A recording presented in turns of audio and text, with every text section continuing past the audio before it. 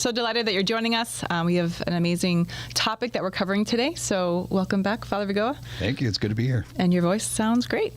Yeah, it's much better. This weekend was a little touch and go, but it's much better. I was watching the podcast from last week, and I said, oh my gosh, I can even hear myself swallow. Oh my gosh. Swallowing so hard. And I apologize to everybody for clearing my voice 1,000 times. For being human. Yes, you should apologize. Human. But today, you have your tea. Someone actually wrote me and said, why don't you have like a cup of water or some tea or something? So today I brought some hot tea.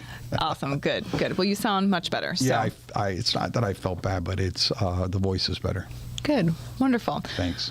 Well, we're going to start off just kind of getting into what the homily was about yesterday. And so you actually focused on the first reading, which normally you kind of pull from the gospel. So what was the inspiration for that? And then maybe we'll read a little bit of what the first reading was about so we can give some context. Yeah, I think that I don't usually use the first reading, or if I do, I combine it with all the readings or combine the first reading with the gospel. And a lot of times I love to focus on the gospel, but when I started praying with the scriptures, I really love this first reading, and it just spoke to me. I said, you know what? I'm going to do it on the first reading. Okay, nice. Well, we're going to hop into it. So we're reading from the book of Exodus, Old Testament, chapter 17, verses 8 to 13. And before you read, it's Amalek. Okay, my Old Testament names are a struggle, so let's see how we do. Okay, here we go. So from the book of Exodus. In those days, Amalek came and waged war against Israel. Moses therefore said to Joshua, pick out certain men and tomorrow go out and engage Amalek in battle. I will be standing on top of the hill with the staff of God in my hand. So Joshua did as Moses told him. He engaged Amalek in a battle after Moses had climbed to the top of the hill with Aaron and Hur. As long as Moses kept his hands raised up, Israel had the better of the fight.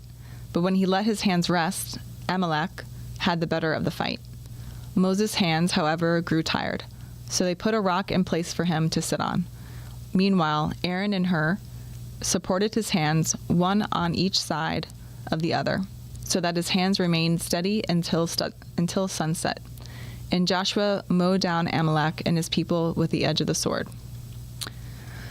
That is an intense image in battle underway. Intense, and it's something that we see in the Old Testament over and over again. But two kind of big themes came out of the readings for this weekend, or at least one of the things that I love is when people come at the end of Mass and say, this spoke to me, or how powerful this, or and so from talking to people, I think that one of the two themes that were resonating with people, well, one is the inner spiritual battle that people see, and then the other thing is prayer, the importance of prayer, and do we pray enough, and why do we pray? And when I was thinking today on the way here, one of the questions that I was thinking about, talking about, is why does God ask us to pray even when we feel like nothing's happening or nothing's changing? And then what does it mean to keep your arms raised when your strength is gone? That's such an important question. And actually, I had a conversation last week. That was the question, was I feel like I know God hears my prayers, but I don't see the results that I want. Or how do I keep praying when I feel like I'm getting tired? A lot of people go through that. A lot of people ask that question, which is so human and so normal. And I think it goes back to something that we spoke about last week, where we want to control everything.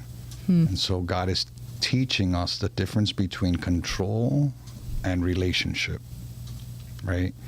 Because when we pray, we're being stretched, we're being shaped, our hearts are being stretched to trust, to look beyond what we can see. And one of the things that I tell people a lot is prayer is not magic, right? It's about a relationship. It's communion with God. And we want to treat prayer as magic. You see here in Miami or in South Florida, there's Santeria, or there's other voodoo or this or that, where it is magic, where magic or black magic is inserted into a religion. And so there's that tendency to want, like you just said, have results right away. Well, God's not listening. God must not love me. God must not be here or present in my life at this moment. And there's so much that we can learn in our own life about fidelity and staying the course, that it's all about teaching how to walk in the ways of the Lord. One of the things that I wanted to clear up, though, and one of the parishioners was the one that kind of wrote me an email and alerted me to this. I had said in the homily that, because I started the homily with this reference to Winston Churchill. Mm-hmm. He gave this phenomenal speech to graduates at Harrow School in 1941. It wasn't at Oxford, it was at Harrow, and Harrow was the school where he attended. But everyone was expecting him to go in there, and we need something eloquent, long, and powerful. And you have to remember it was one of the 1941, some of the darkest days in World War II, and so they were looking to him. And he gives this speech about never give in, never give up. And it wasn't rhetoric, it was resilience, but he was talking from experience, this hard experience that he was living. But what I wanted to try to do is that Churchill's persistence mirrors Christian persistence. And that's how why I wanted to start with him and kind of end with him. Because what we see at that time, that very dark time in history, is that the world didn't need this polished speech. What it needed was courage. And it's in the same way that God doesn't ask us for perfect prayers. What God is asking us is for fidelity. Fidelity in that.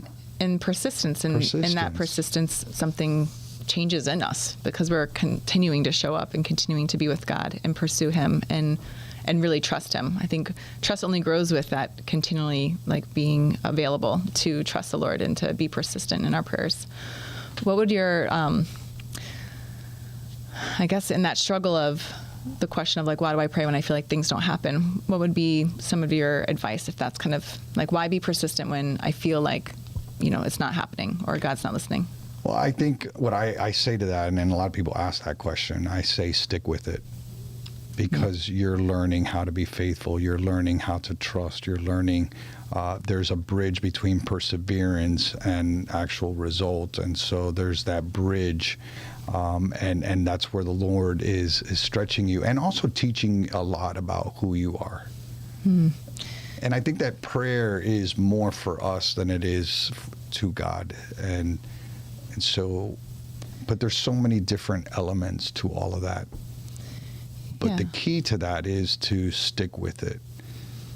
And it seems like, too, that prayer is something that needs to mature as our life of faith matures.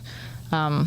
And like you were referring to earlier about thinking prayer is magic, God's not a vending machine. And a lot of times when even growing up, we treat God as a vending machine, or that's as far as we get in our prayer. When there's this whole beautiful ocean of of the church helping us pray more deeply, more with the heart, more interiorly, that transforms us. But that persistence is key, is to go the journey of learning how to pray.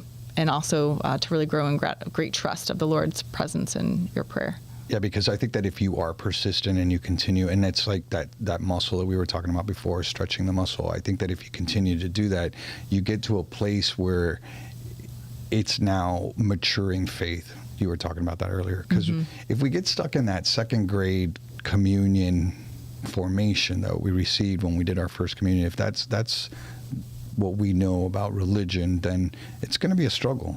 It's going to be hard. We're going to see faith as or prayer as magic, and I didn't get what I want, and so there's being upset or being angry with God or being separated with God, or easily falling into sin because there's no formation, there's no growth, there's no maturity, and so there has to be this kind of decision to make. I want to grow in faith. What does that mean? Because we talk about that all the time at St. Augustine's. There's got to be formation. It can't be just very elementary to what we learned when we were in children in school. That's why all of our retreats are important, and different workshops and formation nights that we have. It's not enough just to come to Mass on Sundays. There has to be this interior decision to say, I want to grow, I want to learn. Because when we learn and grow, it's going to only help us in the hard times. Absolutely. I mean, that resonates even with my own story, where in colleges when I came back into the faith, and part of it was realizing that I was 18 years old, but I was praying like I was 5, you know? Right. I was hearing the prayers of 5-year-olds and being like, well, that's exactly how I sound. And I'm 18, and so something's off.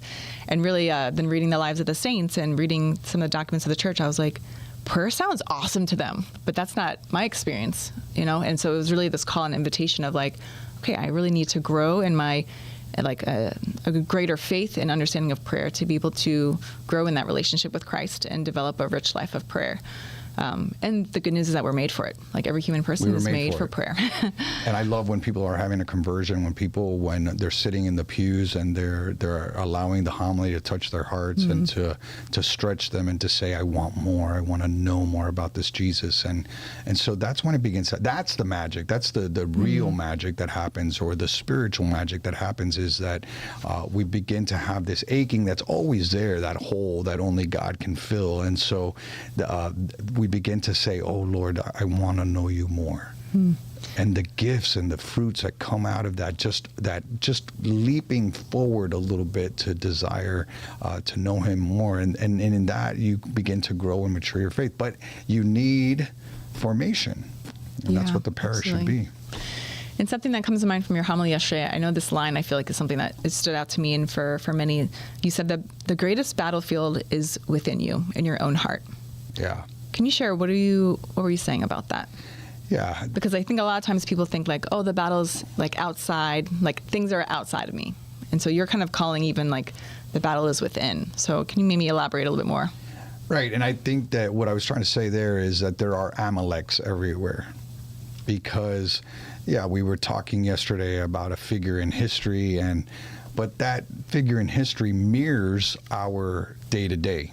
Because there has to be some, and we were talking about this just 2 seconds ago, there has to be something in me that says, I want more. Like Paul says, the good that I want to do, I don't do, but the bad that I don't want to do, I still do. Sin is attractive. Sin feels good. Sin is beautiful in the sense that if it wasn't, I wouldn't be sinning. Right? And so there is a tug of war that people have. Some have it harder than others, because then there's addiction, there's vices, there's just some ingrained behaviors that people can't shake. And so there's all of this that happens with the outside world, where I say there's Amaleks everywhere. And Amalek could be someone at your office that's undermining you, or even being the type of person that causes you to sin or invites you into sin. And then there's society or systems in place that's an Amalek. And so one of the things that I was trying to say in the homily is you got to identify that Amalek in your life that's causing you to stray, that's causing you to sin, because it's there. And then what's happening is that interior spiritual battle that you're saying is, it's there, and I got to figure out how to fight it, because there is going to be a tug of war. There's going to be a tug of war. And sitting in the confessional, I can tell you, for some people, the tug of war is a lot harder than for others. But it's beautiful, because even those who have the strongest battles are the ones who are most committed to fight this tug of war between good and evil, between the Amaleks. But it can be exhausting. It can be exhausting for someone, and I think that's how, when someone falls back into sin, is because it is so exhausting. And there's so much that we could talk about, even with psychology and what others say, but there's wounds and there's pains that come from our past, and we want to self-medicate with all different sorts of types of things. And so those are battles, interior battles, and a lot of people battle these in secret, or alone, or in the dark, or in behind closed doors, where no one knows what they're going through. But I do think that the biggest battle that we're going to have in our life is in our hearts. Yeah, and that's I think first, even being aware that there's a battle going on, because I think that's an awareness that not a lot of people have. They just kind of go with the flow, and like, this is as good as it gets, to be so, conflicted inside that there's like, that's just life. And I think part of the great news of living the Christian life is being able to know, like, that's not as good as it gets, that like the Lord has more, right. And like healing and restoration is possible as we follow Jesus. And some of that is quieting what's going on inside, and that the battle, is something that we fight, but we are more strong on the victory side, like allowing Christ to be our victory. But I have to say that it can be exhausting if you're really doing the hard work. And you can't live off adrenaline. And that's where a lot of people think that, I got this. Because we live in a Tylenol world. And what I mean by that is that your headache, just take that. Or you got that, just do this. Or it's always, we live in a society for quick fixes. And so what I want to say is that it can't depend just on adrenaline. I can do this. I can fight it. I can make it happen. You need grace. And that grace comes through prayer. Yeah, and prayer is usually a slow transforming process, which isn't the quick fix, which is why getting frustrated in prayer is very easy, and a lot of people deal with that, where we live in a world that things are so at your fingertips, and prayer is relationship, so it develops and it deepens, and the perseverance and like all those things draw out from us places that we need healing and places that we need trust. So it's kind of the opposite of what you want. And when you, right. And I tell people all the time, you're going through a difficult time, or you're going through something hard. It's go and sit in the Blessed Sacrament, and don't rush it. Just sit. Yeah. And I bet you when you walk out, you go back into your car, you're going to feel a little bit better. It may not all be resolved, you may not, but you're going to feel a lot better. Yeah, and Father, some of that reading that we read, it talked about Moses' arms being tired, and like him having the support of Aaron and Ur, and like you kind of drew from that many things about kind of how Moses represents, is a sign of the church. Could you share more of like, what does that mean? Because that was very inspiring. Like the people that you listed off, that is like represents the church, in prayer and perseverance. Yeah, one of the things that when I was praying through this, it's probably one of the most powerful metaphors of the church, to see Moses with his hands lifted up. And while he had his hands lifted up, Israel prevailed. And when he grew weary and the arms began to fall, well, Amalek was winning the better of the fight. And it comes to show us that the church needs people praying, right? That it is this network of a living body that intercedes. And so it's not just the saints in heaven, it's ordinary people holding up each other in unseen ways. And I remember when I was in the seminary, I had a spiritual director who was very hard on us, who, in the sense that he was giving some hard truths, and he would say, you don't feel like praying, you're confessing that you're not doing your breviary. Well, the church depends on it. It's not just you and Jesus, just, everything me, I need this, I need that, or help me with this, or help me with that. The church needs you to pray the office, because the church survives on prayers. And so when you are praying, you're lifting up the whole universal church. And one of the things that I said in the homily is that right now there's people praying for you that you don't even know. And I know it's true, because I have gone all through Rome, and I would, when you do those, they say to pay for mass intentions. I went to every single church. I would pray for the parish of St. Augustine's. So who knows? Right now, some priest could be celebrating a mass for the people at St. Augustine's. Yeah. So you never know if someone is praying for you. That's so interesting, because I think some of the lies that are easy is like, my prayer doesn't matter. Yeah. Like some people don't even think to pray for their community or pray for the church or pray for their priest. It's kind of like, yeah, but my prayer doesn't really matter. Well, but what you're saying is it does. It goes back to that. I don't really believe that prayers do anything. I haven't seen results from prayers, or I see it as magic. And so if you think of it in those terms, then prayer doesn't do anything. Why do I need to pray for these people? Yeah. I think it's a real call to, like you were sharing, even like the church at prayer, being able to know, like, the priest has a specific role in that. Yes, nuns do, but then like the mom at night, the dad in the morning, that everyone has a place to, a part to play in praying for the community of the church. That it's not just me and Jesus and like my personal prayer, but we do have a place to step in and to pray for the needs of the world, to pray for our neighbors, to pray for our church. And Well, I love that image of that we are the vine, and Jesus is the vine, we are the branches, and that we're all connected. It's all connected to that main vine, and we're all connected in the body of Christ. And when one member of that body suffers, we all suffer. I remember when I was in the Archbishop's office, there was something very difficult that was going on at the time, and I remember the Archbishop called me into his office and said, call the sisters down in Hialeah, the cloistered nuns, the Carmelites, and ask them to pray specifically for this intention. And there's a sister that they rotate, and so it's constant. There's a sister that sits before the Blessed Sacrament and is praying for the intentions of the church constantly. And I found that so powerful. I said, wow, this is a very serious issue, and he is asking this nun, this beautiful sister, to sit before the Blessed Sacrament, or the community to take turns praying for the church. Because prayer works, and that's Prayer like works. such an example, Keeping the arms raised, right? Yeah, and I think that is so encouraging to know that someone is always praying for you. And I remember when I realized that myself, realizing, especially during my after my conversion in college, I was like, oh my gosh, there's cloistered nuns praying at all hours of the day and the night. And I was like, that's why a lot of stupid things I didn't do. I'm like, they must have been praying for Right.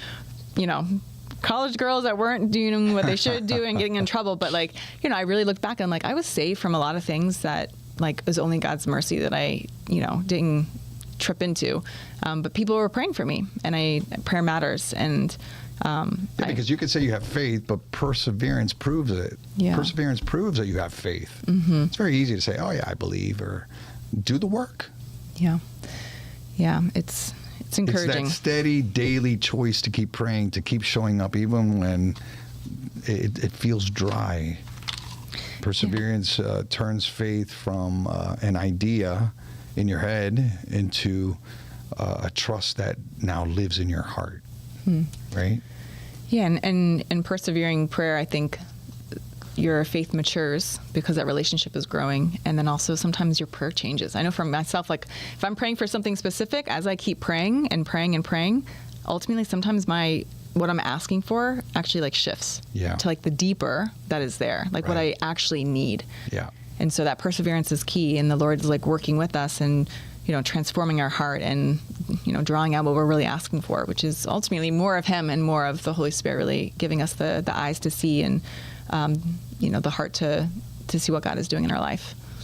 Very powerful, very powerful. One of the things that I loved is when I was walking out from Mass, a couple people said this. One lady said, Father, I want to tell you that I'm going to keep praying because I want to keep your arms up. Isn't that a beautiful thing? That is really beautiful. Yeah, you shared actually very beautiful with Father that you said, because you're very vulnerable in your homily when you mentioned that at different moments when you're struggling or you feel weak, that you do, you have a confidence that the church is praying for you, that your community is praying for you. And you sharing that, I think, in your homily was really powerful, because I think people woke up. I think it was kind of a wake-up call of you're involved in our community, but are you praying? Are you praying for Father? Are you praying for the needs of our small little church, and what God is doing? And I think that investment of not just attending Mass and receiving, but now being an active participant of I'm praying for the needs of our community. That shift is going to be a game changer, I think, in just what's going to happen in our little area. Yeah, I do love that. And what I was trying to convey is that when you see Moses there with his arms raised up, it's every priest behind the altar with his arms raised. And we need people, especially our parishioners, to say, I will pray for this parish. I will pray for this community. I will pray for my priest. Because you just said it, there are days when it becomes very challenging. It becomes hard. And so you need, and you feel it. I feel it. I feel people's prayers. And I think that one of the most fantastic, best decisions that we made was to start this prayer group, the Prayer and Care Ministry, where they gather on Mondays and they pray for the intentions of the parish. We have those little cards that say, we want to pray for you. What, are you going through a hard time, going through a difficulty? What is it you need prayers for? We want to pray for you. And then they have this whole network through WhatsApp where they're connected, where they continue to pray, not just on Mondays, but it's around the clock. And we started that, and I can't tell you how many people say how powerful that is for them to know that someone is praying for us. And then to receive a card in the mail or to say, we love you and we're praying for you. Because if we're not a community that's praying, what are we doing? Yeah, absolutely. And you highlighted something that I think is important too. You mentioned that even in the church, like those that cannot even make it to the building of the church have a mission of prayer. Right. And I feel like that's really beautiful and inspiring, but also so radically true that even like the elderly who cannot serve with their hands anymore, or cannot serve with their feet, but they serve with their hands of prayer. And that is the same value than going to serve with your hands. Right. And I first learned that when I was a seminarian. I remember reading about Saint Therese, the Little Flower, and how she desired to be a missionary. And it was through her prayers that she was a missionary. Right. And I learned that. But then later on, through Pope John Paul II's death and how he really witnessed to the dignity of a person and at the end stages of life, and how even he would say, if you can't go out, but your role through your sickness, through your illness, through your suffering is to pray. That suffering is not just for suffering's sake, but that it is redemptive, and that you can pray for others through your illness or through your suffering. And so you may not be able to go out and make peanut butter jelly sandwiches on Wednesday, or you may not be able to leave the house, or you're confined to a bed or to a chair. But if you really understand that your prayers are so needed, and that you could do so much good just sitting there and lifting up prayers for someone who no one's praying for, or for someone, a missionary in the fields, or whatever it is, that you're so needed and you're so valued, and please continue to pray. Yeah, it's those truths I think really give such a different perspective on prayer. Like even like everything that you just shared, because I think that battles the lie of Amalek, which is, prayer doesn't matter. It's a waste of your time. Like you're not talking to anyone. God's not listening. He doesn't care. He's too busy. Like all of what you just shared about like prayer matters, and like God is listening, and being able to put time into praying, and even like learning different ways to pray, all those different things, but like prayer is worth your time. And also too, something important is that God invites us into his work. He desires for us to be part of his work of redemption. And even if you can't go out into the field, you're part of that work of redemption through prayer. Yeah. Yeah, and we all need to be a part of that. And that's incredibly powerful. Yeah, and because prayer doesn't change God, right? Prayer should us. change us. Absolutely. And it aligns with the rhythm of heaven. And so I really believe that there's the answer of, oh, well, I don't really, does prayers work? I don't see the effects of it, or it's taking too long, or whatever it is. Prayer should change us. And look at our lives and really see where we're at and say, I want to be different. I want to live differently. I want to respond differently. And prayer helps that structure. It helps that discipline to being different, to answering differently, to see the world differently, that how people perceive you. Because if you're not praying and you're not going to Mass and you're not celebrating the sacraments, you're going to be a miserable person. Maybe you're not a miserable person, but prayer helps you to align all of these truths of communion with God. You said it earlier. It's that relationship with the Lord. Yeah. And that's the communication. That prayer is the actual friendship. I desire you. I want to know you more. I want to live with you. I want to. It's almost like speaking to your best friend on a constant basis. Yeah, and there's so much more that we can talk about with prayer. This could be like a 5,000 part episode on prayer. Yeah. So maybe kind of as we wrap up, Father, there's any last points that you're hoping to kind of share? Well, okay, I'll give you some. I wrote some points here, some practical takeaways. And one of the things that I would say is we need to identify Amaleks concretely. Which are things that are taking us away from God. Things that distract us, things that take us away from God, things that even that convince us that why bother? Right. So, what are the forces trying to drag you away from God? And that could be fear, it could be distraction, it could be bitterness, exhaustion, not wanting to forgive someone. So really looking, or even things like of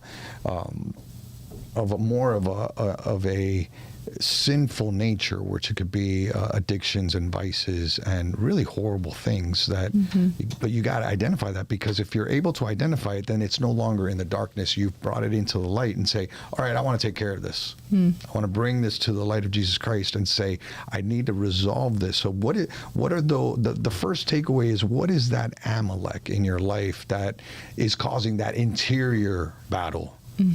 Right? That tug of war, because I want to do good. I want to be closer to the Lord. I want a faithful relationship. I want things to go well, because I can guarantee you when things are going well and you're following the Lord, things fall into place.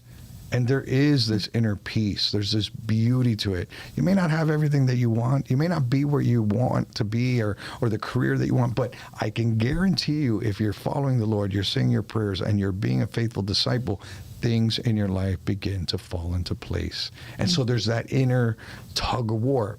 But first, you got to identify, what is that Amalek? What is that spiritual or that force that is trying to get you out of there? And the second takeaway is raise your arms. Physically, raise it up. You're doing your own private prayer, and that's what raising your arm is. Praying. You got to pray. And even if you don't have the words, even if you don't know how to, even if whatever it is, even silence counts. You don't have the words, just sit in silence. Just sit there. But I want to be there with you, Lord. I don't want to ask. I just want to I want to give my time to you. Showing up counts. Perseverance. So that's the first one, is identifying that Amalek. The second one is raise your arms. Pray. Then the third one is be an Aaron or a Hur for someone else. Find out who's going through some difficult times for you. I have a list right now of some people that have asked for prayers, but these are some very serious situations. And so I raise them up in prayer every single day. And so you got to be an Aaron and a Hur for somebody. And again, it's that what we've been talking about for the last couple of weeks. It's moving away from the me to I got to be for someone else. Are you going through a hard time? Let me pray for that. Is there a special intention I can pray for? They may not give you the detail of what that special intention. They may just say, yes, pray for a special intention that I have right now. Bring it to the Lord. Be an Aaron, be a Hur. Right? I love that. And then the last one I would say is never give in. Right, that from Winston Churchill's address, never give up praying, but never give in. Faith isn't the absence of battle; it's the refusal to surrender. I will go through the fire for you, Lord. I love you, Lord. I want to stay true to you. I want to be faithful, even when I don't see the results, even when I feel dry. I'm going to continue to persevere and show up. Show up.